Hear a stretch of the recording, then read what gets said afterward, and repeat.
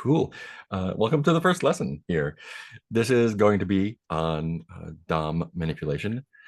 And this is the first sort of taste of what you're going to be doing forever from now on.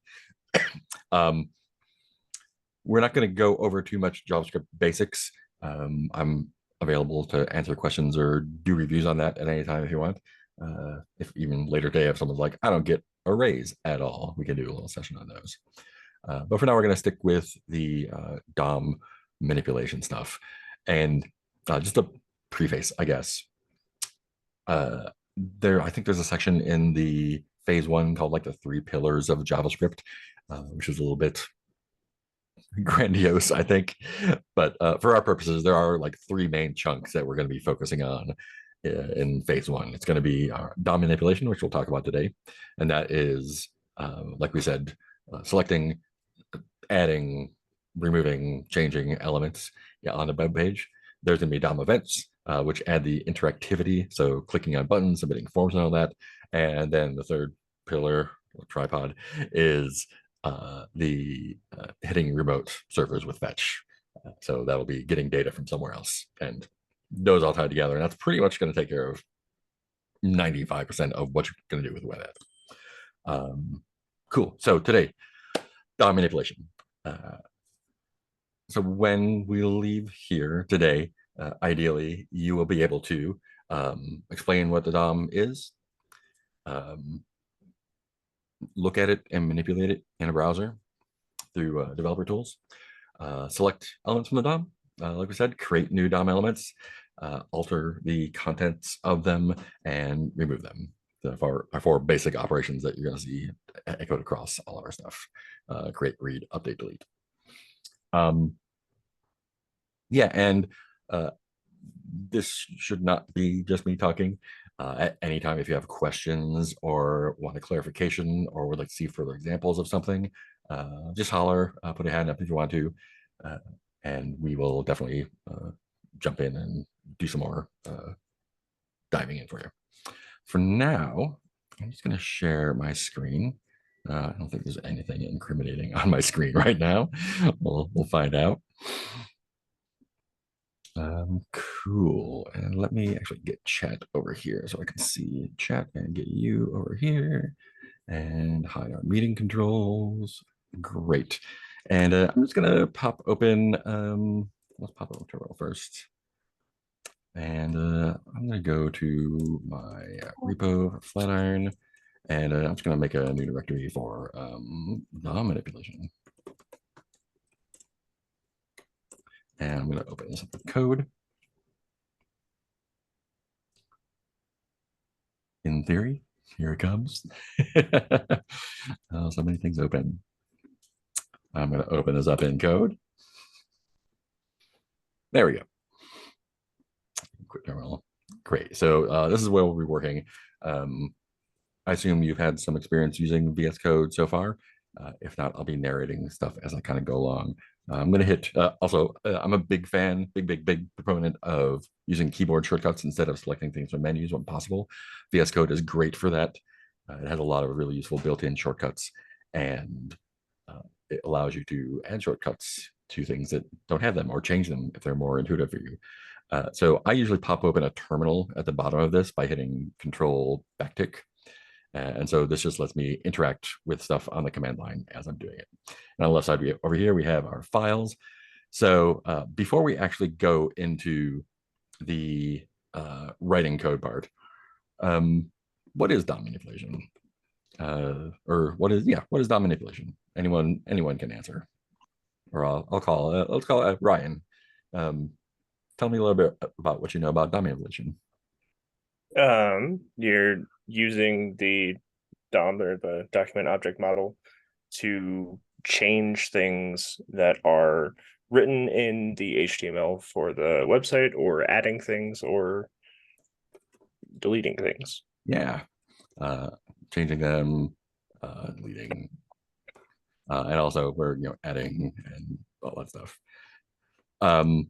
So what is the DOM, Wes? Like what the acronym stands for. I think Yeah, Ryan just what it stands for and what it yeah, is. the document object module. So it's a place where you can see what's behind the scenes of the page that you're looking at Yeah. in terms of HTML, CSS. Yeah. And it's interesting because it is one of the patterns we'll see is kind of it's called model view controller. The two parts we're interested in here are the model, which is kind of like the data underlying a thing, and the view, which is a way that we display that thing. And so in our case, the document object model is our model, and what it is a JavaScript object. And that's actually a tree of objects, meaning there's one root object and there are multiple nodes that come off of that, and each of those nodes can have their own children as well. And so there's always a root. In our case, it's usually called document, and all of the things kind of flow off of that. And then the HTML that we see, or the HTML page that we see, is the view of that. So basically, when we load a web page, our browser will make a request for that HTML, and that'll come over as a string. It's just text, and it will parse out that HTML and turn that text into an object that it can use, this DOM. And then it goes through and looks at the DOM and displays on the canvas of the browser a representation of that DOM. Ideally, all browsers are the same. In practice, each of them might display it a little bit differently. And especially like if you're on a mobile device or a tablet, or something else, a screen reader, lots of different ways to view the same data. So basically, that when that document object model, when that object is changed or the objects within it, the view updates as well. And let's take a look at what that might look like. Let me pop open a new window here. So yeah, actually, let's do this. Let's make a quick little HTML document here. So one of the cool things in VS Code is you can use, there's a plugin called Emmet that's there by default. That has a lot of cool shortcuts. You can stub out a HTML page just by doing a bang, an exclamation point, and tabbing it out. So let's just put something in here. H1, this is the header, and paragraph. Here's the body text. There should be more, but this is what we got. Cool. So this is an HTML page. We should be familiar with these. And I'm just going to open this in. I'm just going to open this in the browser. So open. Where did I save it? Gosh, I don't know. In our Flatiron repo in document solution index. Great. So there's the HTML page you've got. This is the header, and there's the body text. Great. So I'm going to go ahead and open up our command palette, and you can either do that from menu under View, Developer, and there's stuff down here. I will almost always hit Option, Command, or Option, whatever's on our Windows. Option Alt Option J will bring up the console, and this is just the JavaScript console. You can do whatever you want. So you can use console log. I'll do that. So you can say 3 + 4 and do that. Any JavaScript you want, you can put in here and it'll execute it. More importantly, it will execute it in the context of this page. And like I said, the document model, the root is going to be usually called document. And hey, that highlights exactly what we are. And so that will show us our document element. And it also shows us what's inside it. So we can get a view of all these HTML elements in there. Yeah. So let me talk briefly the difference between tags and elements. These are tags, the things between brackets, and this is like technical picky work. The things in between brackets are tags. There are opening tags, there are closing tags, and there are like self-contained tags that have a slash at the end. Or don't sometimes, like the meta tags. The element is the whole thing itself. So this whole title document, close title, that's an element. If we have an image tag, that's the element. The HTML to the closing HTML, that is an element. And elements can contain text and other elements, and we can manipulate those. So we can manipulate these directly in the browser if we want to, like this. So if we look at the Elements tab up here on the left, this is another tree representation of our document. And in this one, we can actually go in and edit it. Big bad header. So we can edit that in place. And so what that's actually doing is editing the objects underneath and changing the display as we go. And we can do whatever we want. And it doesn't have to be a page on our computer. If we go to, I'm not going to do it now, but you can go to Twitter and go to someone's tweet and edit the HTML of the tweet and screenshot it and say, look at what they said.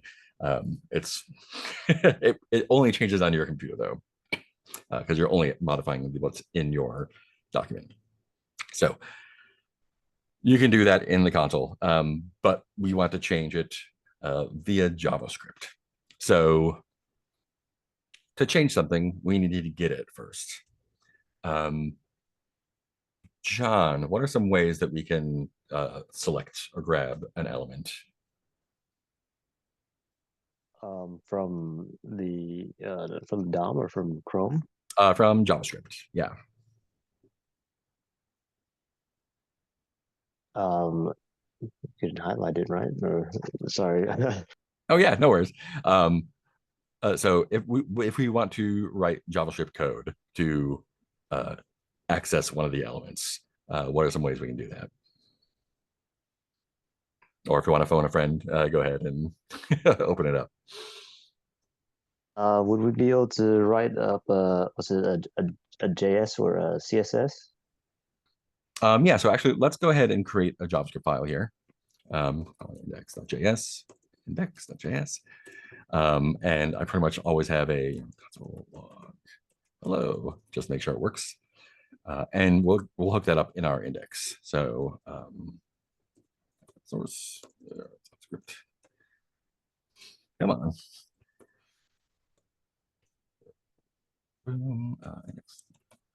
HTML, great.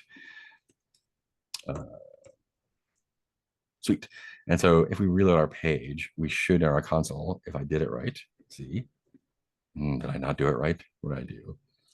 It looks bad there. I do index.js. Index.js, yes, thank you. Oh, it is a long day already. Still no good. What did I do wrong here? Shouldn't the space not be there? I don't think that matters really. Oh. What? Wow, this is the most basic, simple thing, and I'm blanking out already.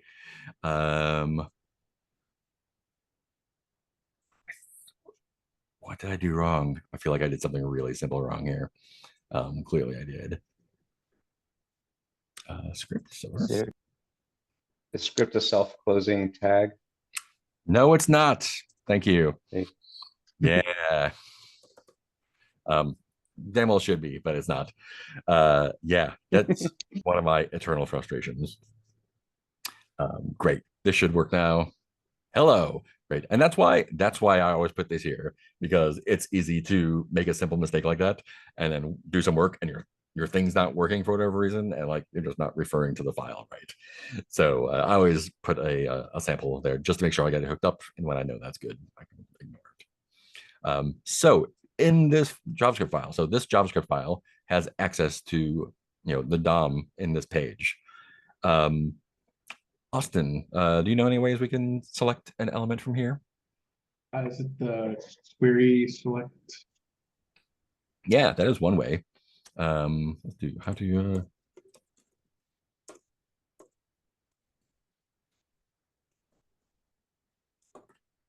object. So there's query select. What else do we have? Did you do like document.getElement or something like that? Yeah. So there's two ways to do this here. There's get element element by ID. And these are all, done to the document. They're all typing and talking. They are all methods on the document object. And which means they are just methods that are available to work on that thing, right? And each of these has a kind of counterpart, right? There's a document query select all. Maddox, do you know what query select all returns? Doesn't it, if you put like a P in there, doesn't it do all the paragraphs? Yeah. Yeah, and it's almost like a little trick question because it feels like it returns an array of those elements. And one of the things you'll come across as you go is that it's actually, I think it's called a node list. And it acts like an array most of the time, but it doesn't have a lot of the array methods. So just something to keep in mind for the future. But yeah, this will get you all of the things. And you can also do, if you really have to, get element by class. So yeah, and pretty much like in order of usefulness, I think this is it.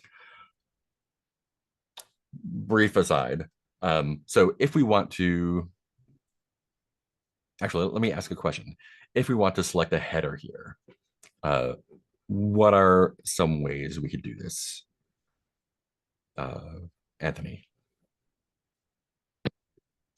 Could you go ahead and just say body H1 to describe exactly which one you're going for by like ID or class, or you can make a class or an ID for that specific header?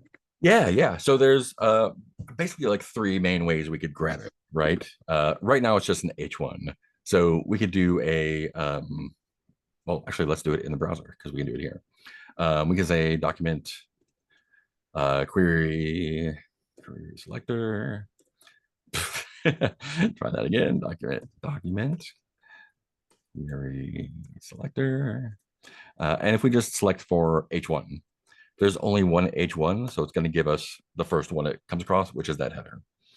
That works fine in this little circumstance. Normally, there's going to be a lot more stuff on your page, though, right? So we might want to add something to it. The way that I recommend is adding an ID. So call it the header. So, and we can also additionally add a class here. A page header. So, and so we can do a get element by ID. Reload it. We can do a document get element get man fingers get element by ID, and we call this header. And so this is going to give us the H1 there. We can also do a document. Oops. We can do a few different things. We can do a document get element by class name. That's what it is. And our class name is page header, right? And that's going to get us a collection with that one element. We can also do a query selector, right? And we can select on the class with a dot. Or we could select on the ID with a pound sign or hash. So there's 4 different ways to get that, right? And our query selector for H1 still works.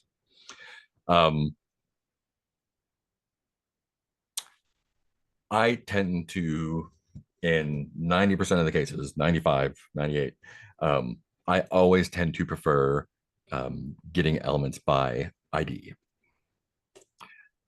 So what that means is any element that I want to interact with JavaScript is going to have an ID. Why do I like this? In general, and practices differ all over, I believe in a best practice using IDs to interact with JavaScript and using classes to hook on to CSS is a nice separation. IDs are unique, so you know you're only going to be grabbing that one. There are going to be cases where you need to select more than one, and in that case, you can select the elements inside of something with an ID, or if there is something with a class like, oh, these are you have a to-do list and these are all checked and they have a class checked on them, and you want to interact with just the checked ones, you can select on class there. In general, though, I tend to reserve class for styling only, and that's because in a real project, more than one person is going to be working on it, right? And maybe one person is responsible for the styling. So, you make a thing. It's got a class of red, and so you're like, oh, okay, cool. I'm going to select on the class red, get my thing, and then later, someone else is like, oh, wait, red isn't descriptive because this is actually an alert. It just happens to be colored red. We don't call things what colors they are. We call them what they do. So I'm going to change the class to alert and update my CSS. And so the CSS works, but then your JavaScript breaks. So reserving stuff to be selected by ID most of the time is the way I prefer to go. If you prefer to do it a different way, it works. I have like 3 rules of programming, and rule 1 is, does it work? If it works, great. So yeah, there's a bunch of, and this is kind of like the thing with JavaScript. There's a bunch of different ways to do stuff. So pick a way that works, pick a way that is easy to read and understand and think about. And then like last consideration is like, make sure it is efficient. Like worry about that absolutely last. We're using browsers for computer stuff. We don't worry about speed really much. Cool. So any questions about selecting items like this? Would you like to see another example?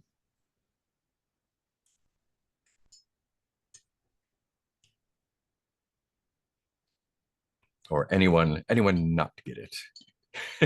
I guess just to clarify, since we only have one H1, when you do the query selector, like if there were multiple H1s, is it only going to pull up the first one? Yeah, great question. So option shift down or up arrow will duplicate, and then option will move it. So if we didn't have the IDs and classes in here, command D will select multiple things.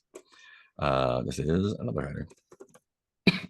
So if we do our select by H1, I know, Anthony, what do you expect we'll get if we do? It should pop up all H1s. If we do query selector by H1 like that? Yeah. Cool. So it is just going to get us the first one. Oh, wait. Let me double show that. Yeah. It is only going to get the first one. So if you do query selector, it will return the single thing that matches it first. If you want to get all of them, you can do query selector all, and that will get you a node list, not an array, of both of them.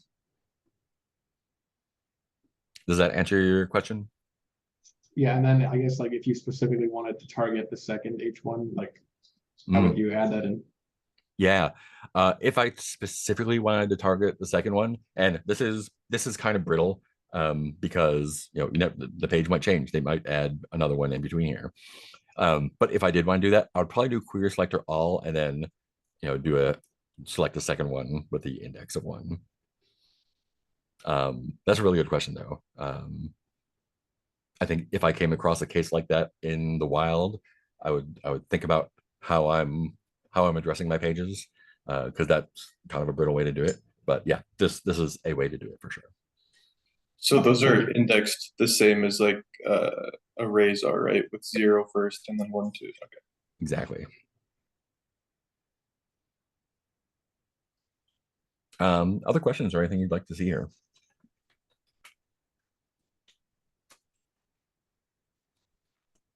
Awesome.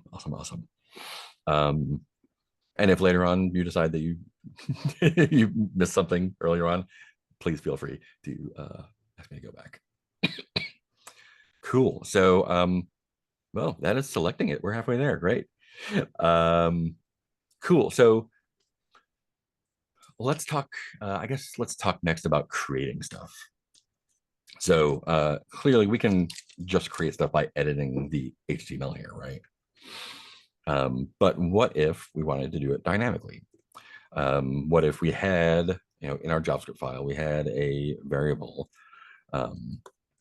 let title equal, this is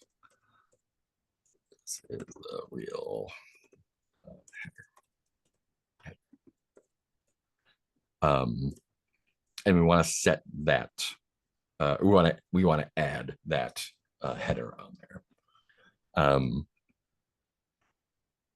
Ideas about how we create an element in JavaScript? Anyone can answer?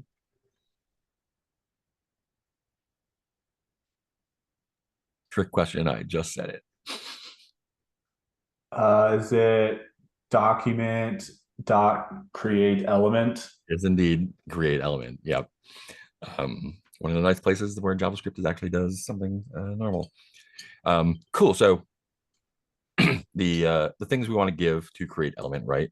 And if you're using VS Code, it tells you basically what you can add in there. If you're ever unsure, my number one place to go is MDN. So you can just Google for MDN and then the thing you want to do. MDN is like the canonical resource for how JavaScript works. And it, thanks. So it gives you, how to use it, what parameters you pass to it, what it returns, gives you some examples, and it, more importantly, tells you what browsers it works in. So aside, JavaScript isn't a thing that exists, right? JavaScript is a description of a thing that should exist. It's a specification. What we kind of think of JavaScript is as like the thing in the browser that we use, but every browser implements it slightly differently, right? Command line, Node, any JavaScript interpreter is going to be slightly different. And so hopefully they will implement the specification to the spec, but not always. Some older browsers aren't updated. Some teams have different priorities. So these charts are great to see, like if you're using a newly added thing to JavaScript, what browsers support it. You can make a decision. Do we want to use that or do we want to fall back on something else? But so back here, MDN is a great resource for both learning what the thing you want to do does and kind of just exploring, like, oh, what else can I do in that document? So it's if you got a lonely evening, take a stroll through MDN and follow some rabbit holes. So back to where we're at. The most important thing we want to do is pass it the tag name. And again, we can see that here when we type it. So tag name is what we want to do. So let's create an H1. H1. And dirty little secret, you can create anything and it'll add that as an element. I don't recommend it, but if you find yourself in a place where you need an element that doesn't exist in HTML, you can actually do that. Yeah, I'll talk about that maybe a little bit later. So I'm going to create an element. So the element is created here. How do we get a hold of that element? Juan, any ideas? Maybe store it into a variable. Yeah, 100%. So I'm actually going to use a const for this one, and I'll call it, I'll call my H1. And the reason, so in general, and actually let me do it here too. In general, I tend to prefer using consts unless I know that the variable is going to change, just so I don't overwrite it accidentally. It's really up to you. And when you create an object, you can still change the things inside the object without changing the actual thing. So constants are what I tend to default to here. Great. So, we can do that. And in fact, if we look at our page, If we look at our page, we can actually, I think we should be able to grab that, right? H1. Yeah. Nope. No, because it's scoped to this file, not to the global. That's fine. That's fine. But we can console log it out. And there it is. And there it is. There's our empty H1. I think actually, you know what? I might have been lying. I might have been lying before. Let me double check. Console, let's just call it header. Yeah. I was totally, I don't know why I thought. Yeah. So there's scoping in JavaScript can be a little bit tricky sometimes. If you create a regular JavaScript file and just include it, everything goes into the global scope or the document scope. You can also specify it to bring it in as a module, and that lets you do some cool things, but it keeps it out of the global scope, which is one of the cool things. So in general, when you're just attaching a file, they're all kind of in the same scope, even if you have more than one file. That said, here's our empty element that we created. So that is not attached to the page anymore, or yet, clearly. But we can, look at it. We can even change the contents of it now. So question for anyone, how would we insert this header text into our newly created H1?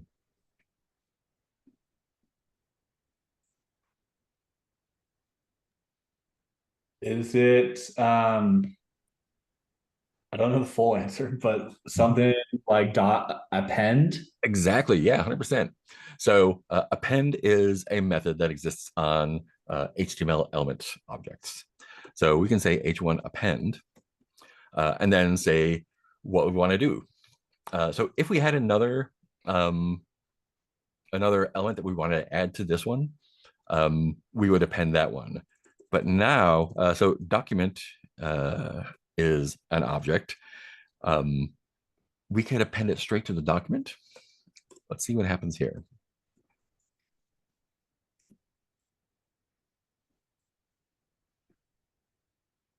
Oh, so something weird here. Only one element on the document allowed, and that's because the document only lets you have the HTML element here. So if I wanted to append it to the body element, how would I get a hold of the body element to append it to that?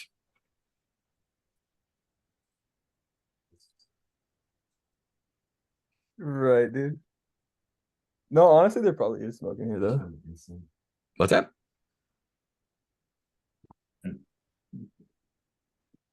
Oh, I think maybe Accidentally unmuted. that's cool. You do instead of document dot, do body dot. Yeah, so try body dot append. Well, let's see. Let's see if we have access to body at all here. Body is not defined, right? But we should be able to get it. Let's see if we can select it. So let's say body equals. And let's just do a query selector for body. And then we can say, now that body is defined, we can say body append. Let's see what happens there. Can't read property of null. Can't read properties of null. Query selector body.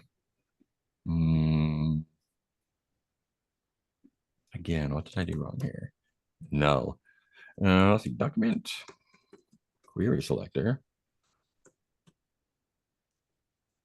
body. Did I spell it wrong?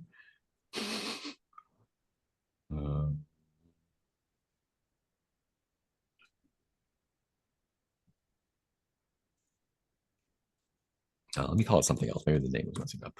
I'll just call it B.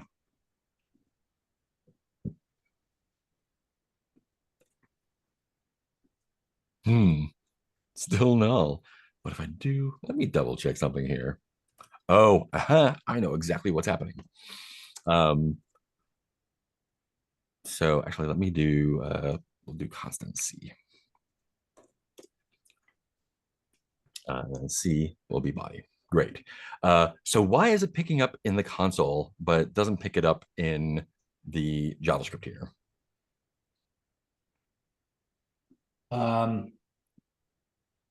Do we need to defer Yeah, the script thingy? 100%. So the reason we need to defer, and again, there's a few different ways of doing this. You can attach a listener to, DOM content loaded event. You can put it at the bottom. That usually works. But basically, the way we had it before, it was running our JavaScript before it got through that parsing phase, right? So it hadn't actually created the entire document object model before we started selecting it. So defer basically says, don't run the JavaScript until everything is created. I'm just going to put this here. So is there any point in not using defer there? I would say no. I would pretty much always put it in there. Yeah, unless you have a very good reason for some reason, and I can't think of one. I would tend to always put defer in there. I have kind of a macro question of like what's an example of like, I guess, why would we want to create like HTML elements with JavaScript instead of just like typing them into the HTML file? Great question. I have some answers. Anyone else want to take a shot at it first?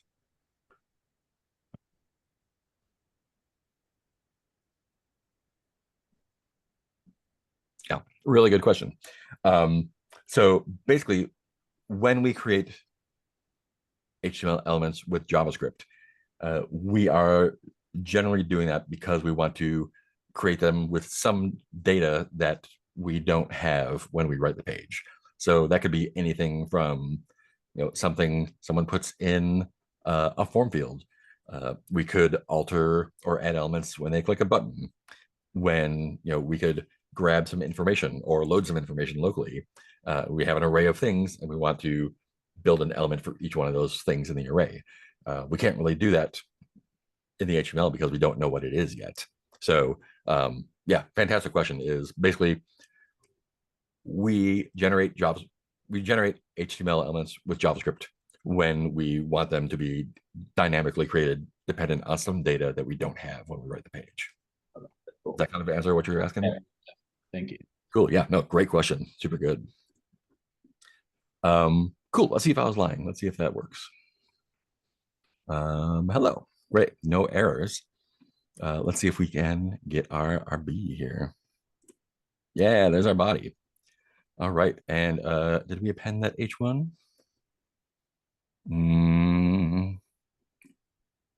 Oh, you know what? Yeah, we did append the H1. How do we know? We can look in our elements, and there's the H1, but the H1 is empty. So task 2, I guess, is how do we put that text inside the H1? How do we set the content of that?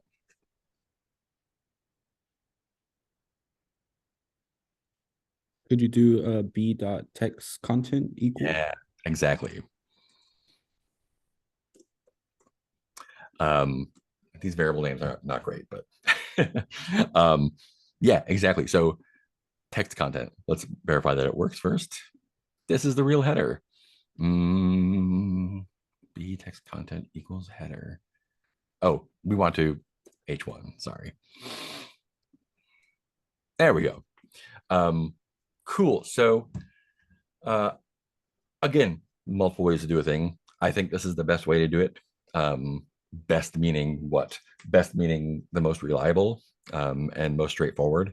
We could also try doing append header. Do we think that'll work? Yes, no? Let's find out. Also works. There's another one, append child. And subtle difference between append and append child. Append child only lets you append HTML elements, whereas append will also append text as well. I tend to like the text content one, and this is a rule 2 thing. This is a make it easy to understand and think about. When I read this, so if I say h1 append, when I read that, it's telling me I'm adding something to this element, but looking at just this line, I don't know what it is. Header could be another element, could be text, could be a list of things, who knows? When I'm looking at this one line, this tells me, this context here tells me, oh, I am adding some text inside this element, and that's the only thing I want in there. So both of them work. You could also use inner text or even inner HTML. I just think text content is the clearest one. Other ways will also work, but this one's the easiest to understand, in my opinion. Different people are different. Cool. Let's write that in our little notes here.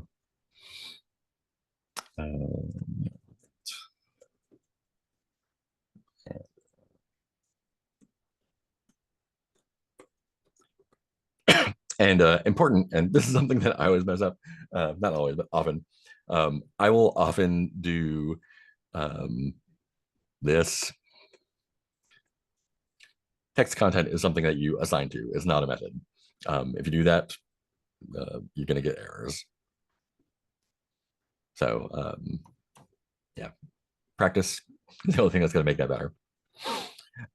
Cool. So pretty good so far. We can grab elements, we can create elements, we can put stuff in the elements, and we can append those elements to the HTML. Let me actually go through a little example of what we were talking about before.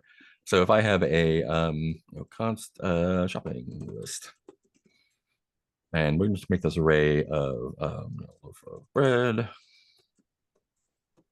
a gallon of milk, and a stick of butter. I don't think anyone is as old as I am, so it probably means nothing. So if I want to make a, let's make a list. Let's get rid of this ridiculousness. I want a list, so I'm going to create an unordered list. So I'll say, const list. I'll call it UL. I'm going to create element UL, and that's going to be an unordered list. I'm just going to add that to the body.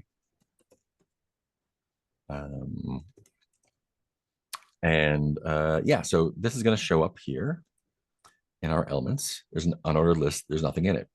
So what I'd like to do would be create an element for each one of those, a list item, an LI, and append it to the list so it shows up.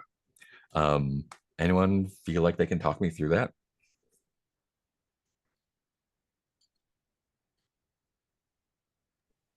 Would you start off with the for loop for I shopping list? Yeah, absolutely. And again, you can do this a couple of ways. You can say, for let I equal 0 and so on. I think since we have an array here, I tend to prefer a more functional approach. So I would do a for each on it. For totally works, and it satisfies rule 3. It's actually a little bit more efficient, but I care more about readability at this point. So I'm going to do a shopping list for each. And so for each is a higher order function. For each is a method on an array that basically says, hey, I'm going to do this function that you give me for each one of the elements here. So I'm going to use arrow notation. If you have questions about it, I'm happy to talk about it at length. But basically, arrow notation is a way to say, I'm going to take an argument, and I'm going to do something with the argument, and return it. More importantly, for each doesn't return anything, so we're just going to say, for each element, for each item, we'll say, for each item, we want to do a thing. And with the item, what's the thing we want to do? We want to add a list item for it. And instead of writing the function in line here, I think I'm actually going to break it out. Add item to list. And so I'm just going to console log right now just to make sure that it's doing the thing I want. I'm going to do item. And this is using a template literal, basically let you put variables and stuff inside strings. Very useful. I encourage checking them out. So basically here, if let me just comment this out. If I say, add item to list, and this is a puppy dog, that's just going to do that thing. And in fact, if we look at our console, look, it's added the puppy dog. I'm going to take that hello out. So if I do a for each, I can say for each item, add item to list item. And so now it's doing each of those, including the puppy dog. We don't want that. And this is a little technical tip, since this just asks for a function, we can just give it the function here and it will run it and pass the element to it. Great. So, and I like this because it just kind of reads like English. For each thing in the shopping list, add the item to the list. Boom. Any questions about how that for each works? Because you're going to be doing that a lot.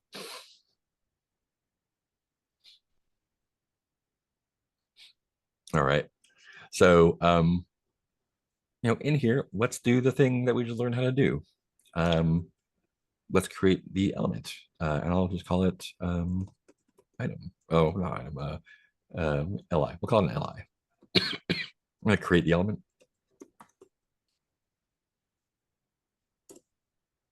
And it's going to be an Li. I'm going to add the text to it. Actually, one question on the for each thing. Yeah.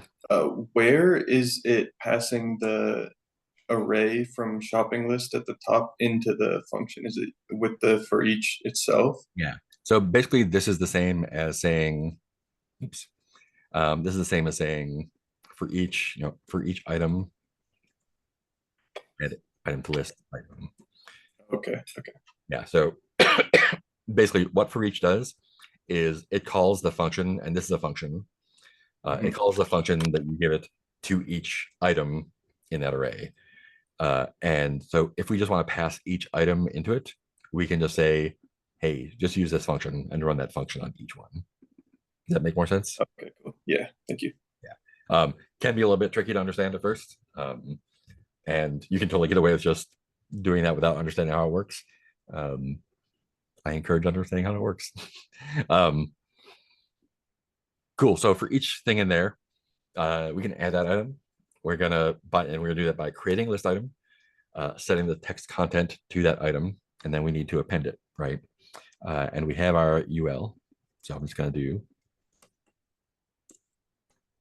add the list item. So if I did everything right, hey, yeah, look at that. So, and now we can just change, this. I don't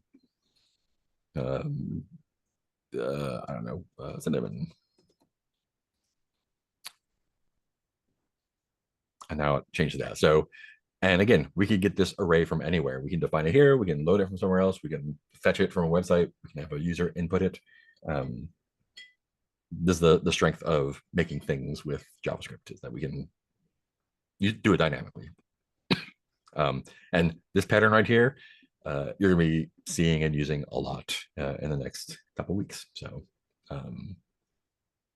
look at it, pick it apart, try and get it cemented in your brain, and just practice, because that's the only way to really get it. Awesome. Cool. I think the only other thing in this area here to kind of underline is that we can change things in place, right? So if we want to say, so this is what our header looks like now, without creating or appending or anything, we can just say, h1 text content equals, Hacksaws.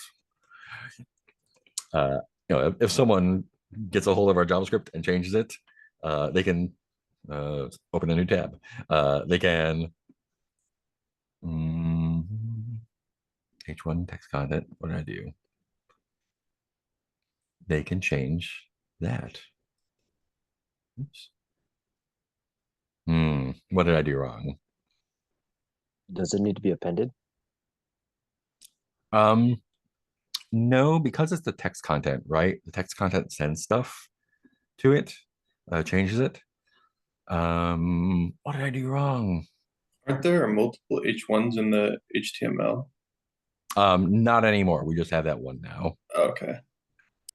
Let me make sure that we're doing the right thing. There's H1. Oh yeah. Why didn't it update the page? Why didn't it update the page? Oh, that's disturbing. Huh.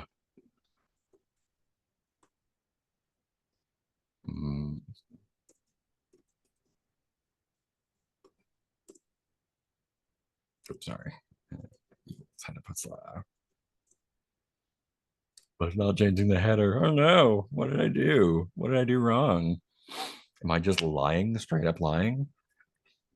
I'm gonna try this. I don't think it's gonna work.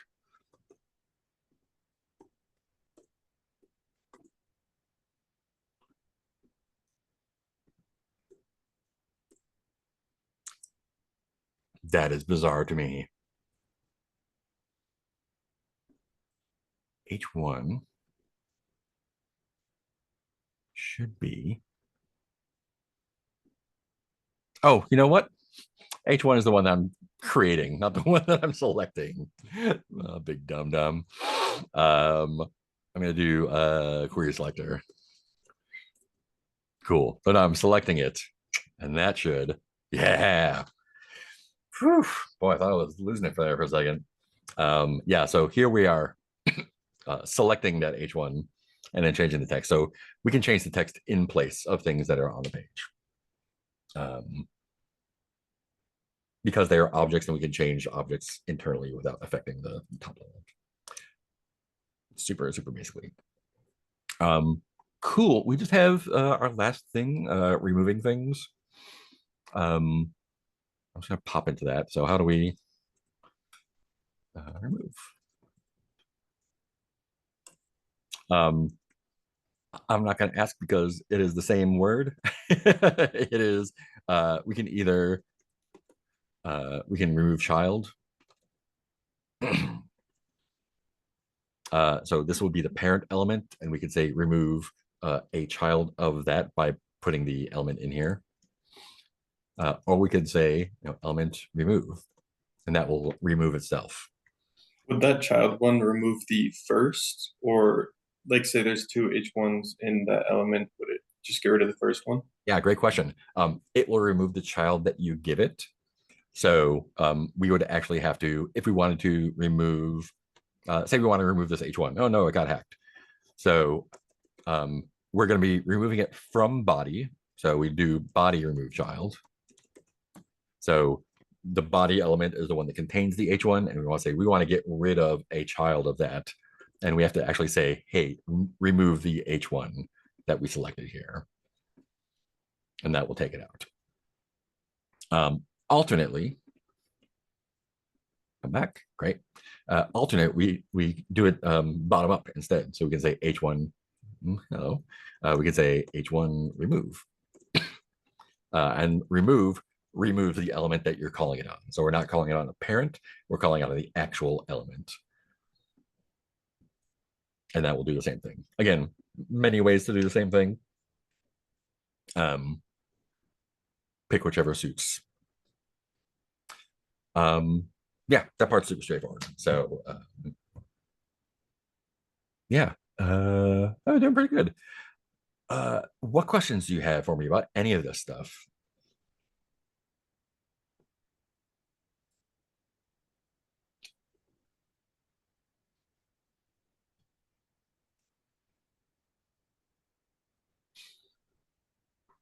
Cool.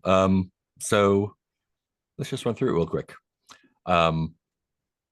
Someone tell me how to create an oh, there's one thing. There's one thing I left out. Someone tell me how I could create an image to add here.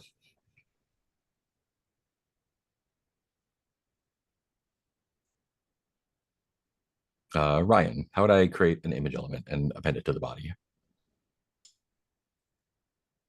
I mean, my guess is that you would do it the same, but I feel like it's different for images. Yeah, well, let's give it a shot. So talk me through it. Const, what's it called? img.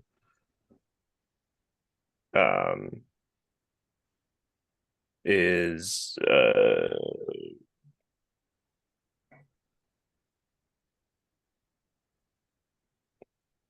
would it be the source or So first we want to create that. So let's create it first and add it to the page. Anyone want to help them out? Via document.createElement. Yeah, create element. And we're just going to create an image. And if we want to append it to the body, be append. Cool. And if we look at this now, it's going to give us a broken link or nothing, right? Here's our image with nothing in it. So the other way we can alter things is by changing their properties. So for example, what's the, I think Ryan had it, what's the property of an image that says where the image is coming from? The source. Yeah, so we can actually set image source equals what's it called? Place cage. Placeholder images. That's what I want. What's it called? Oh, don't give me all this. Come on, I'm just trying to do a thing.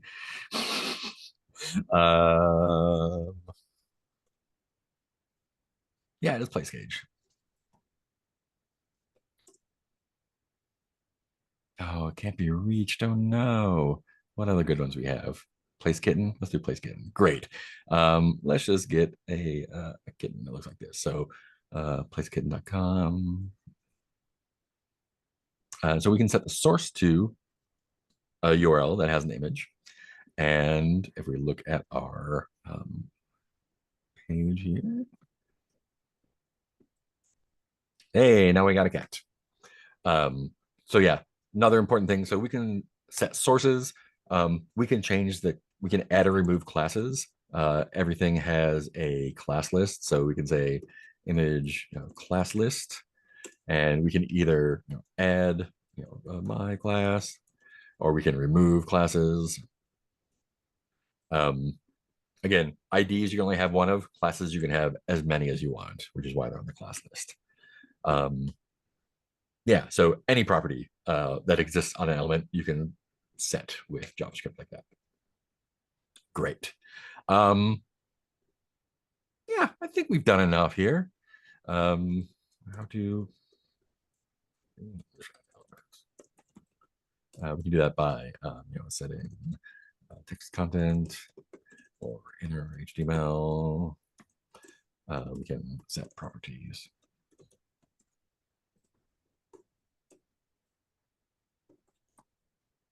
Like that. Yeah, that feels like enough. That's about an hour's worth. Kind of a whirlwind tour through DOM stuff. Yeah, I'm just going to open it up for questions, either if you need any further explanation on anything we've talked about, or anything you've seen in a lab or exercise, or anything you're just curious about. Yeah, one question. What was, oh, sorry. Go ahead. What was the innerHTML one? Yeah, so innerHTML is just like setting the inner text, except you can use HTML with it. So if I wanted to set the inner HTML, I could make it I could make it an H3 here, and add an image here or whatever. I'll put the kitten here. And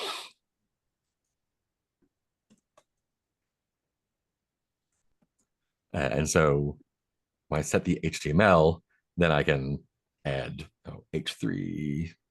Yeah, so I added another one there. So basically, you can insert HTML just the same way you can insert text. Thank you for asking.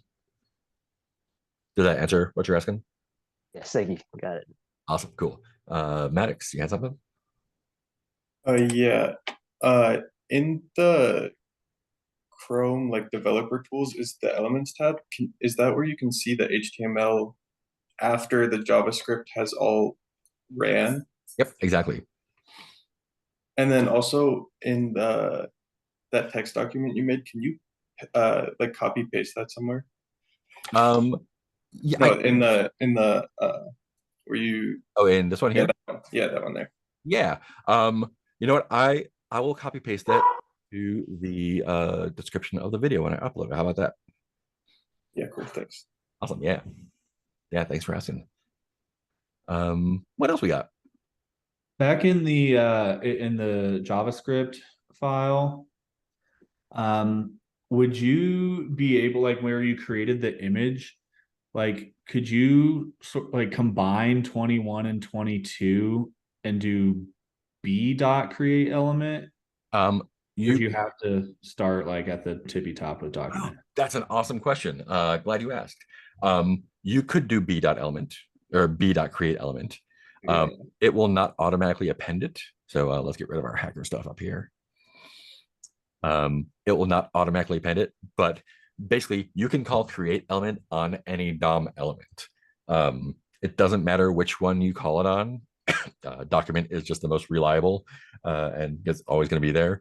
But it'll do the same thing no matter what element you call it on. So you still have to append. Yeah. But maybe I'm going to answer the question I thought you were going to ask.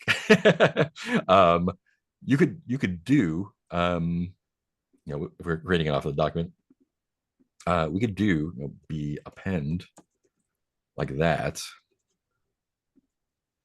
So we can do it all in one line. We can say append, this element that we're just creating here. I don't know that I would do that because of rule 2 is a little bit messy to understand. But it totally works. And if you are concerned about writing fewer lines for whatever reason, that'll totally do it. Unless I'm lying. I'm not lying. Great. Cool. Does that answer what you were asking? Yeah, for sure. Badass. What else?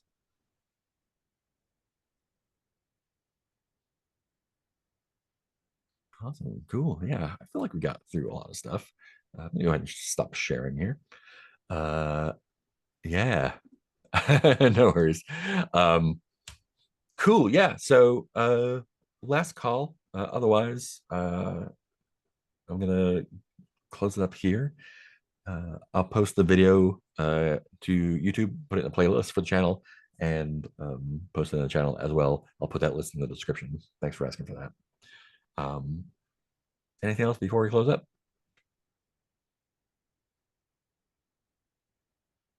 Awesome. Well, cool. Thanks for hanging out. I hope this was useful for you. We'll do more like it tomorrow.